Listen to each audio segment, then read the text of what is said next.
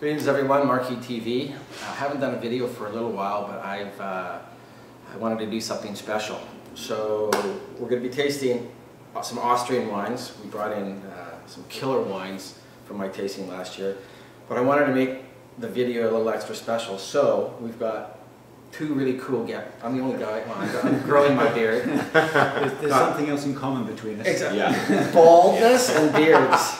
We've got Mark Shipway on my left to your right, and Sean Nelson. Mark, so for those of you who have gone to all the great restaurants in Vancouver, I'm not going to start naming them because we'd be here forever, but the wine programs, have you seen, if you've experienced them, there's some really young, great sommeliers, and Mark is the teacher at the Pacific. We're now renamed La Salle College, Vancouver. La Salle College, Vancouver. Yeah. So it's from the UK, and he's responsible for teaching all these young somms. And then to my right and to your left is Sean from Vidges. From Vidges. And he's responsible for the wine program. Yep. And so, and you did the MS program? Doing. You're doing the Master Sommelier. Not done, but doing. I did my advanced last year. Yeah. And working on doing my, doing my MS hopefully next year. Yeah, it's incredibly difficult. Wine, beers, anyway, massively. Gamut. Yeah, his knowledge is like this. So, thanks. A couple of erudite wine guys to taste through some Austrian wines, because Austria, Mark, talk about Austria for a second. Well, yeah, Austria is, I think, is a country that deserves some time to be discovered. I think there's a misconception that Austria is maybe an extension of Germany in terms of wine culture, and in actual fact, it's quite different. There are some commonalities in terms of grape varieties, but some big differences as well. For instance, and I think one of the things that perhaps people don't automatically think of when they think of Austria in terms of wine is that Austria is a fairly substantial red wine producing country.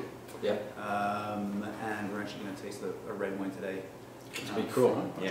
Sean, have you serving Austrian wines at the Vidges? Yeah, we've got a number of different Austrian wines, a couple of different Gruner Veltliners.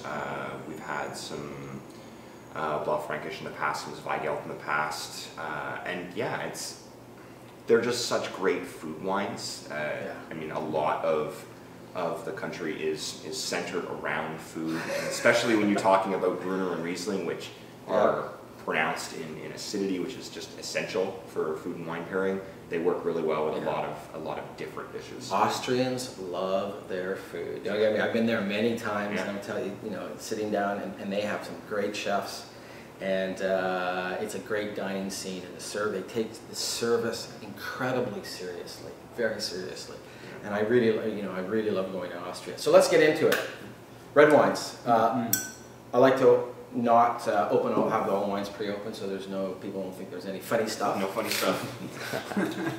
So no chance of being corked. So Blaufränkisch, who wants to talk about Blaufränkisch? Yeah, Blaufränkisch is a grape variety which is planted across Central Europe. It first made its appearance in Austria in the 18th century. Blau in German literally means blue, and Fränkisch is it's named after a Germanic tribe which predominated in Central Europe. The Franks actually gave the etymology of the word France comes from Franks. The first king of France was a Frank. So this is the blue Fränkisch grape. There we go. Yeah. So I came across this. This is Tree Balmer. I can't remember even how I came across this wine last year. What I was looking at, the tasting is at the Habsburg Palace, their winter residence, I think, in Vienna. Wow, it's a great facility. But what I was looking is our dollar was against the US, and I was looking for an alternate to Cabernet Sauvignon. Some of the, how do I put this diplomatically, some of the industrial institutional wines that sort of are popular up here, I wanted to get something from a real person, a real winemaker, a real family, not something kind of made around a boardroom table, right? And so I found this, and I really liked it. And this is his entry-level wine. I think it's about $30. So it offers. I think I had this. Let's taste through it. Yeah, absolutely. So this producer right now is John. They're in the village of Roost. Yep, which is very famous. No, I haven't been there. Very famous village. Very famous village. Famous actually for its sweet wines. Yeah. So, what do we get on the nose? A lot of black fruit, a lot of very intense black cherry, black raspberry. It's quite like... But fresh acidity too. Yeah, It dances on your palate. Yeah. I think it's great. And this wine, it's a little bit reduced. It needs to be, I think it needs to be decanted a little bit. I think it's truly delicious. You can find that a lot with, I mean, especially stuff that's done under screw cap.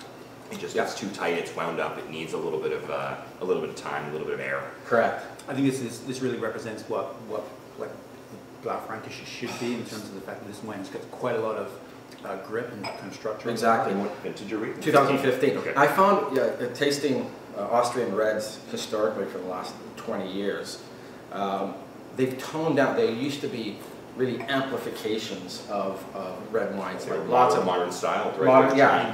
And now they've restrained them. They brought more freshness into the wines, better food wines. And this, for 30 bucks, you're not going to get anything out of California that tastes as good as this, I don't think. One of the things just having tasted this wine that I really like is this wine is certainly not a big oak fruit bomb. It's actually quite elegant. It's really good. And restrained. But from a great vintage too. Exactly. Yeah, was a great vintage for reds in Austria. Fantastic they vintage. had enough ripeness. Yeah, and you know, you can serve this chilled too. So a nice little hot summer's day, put it in the fridge. Throw it on the patio. It's killer.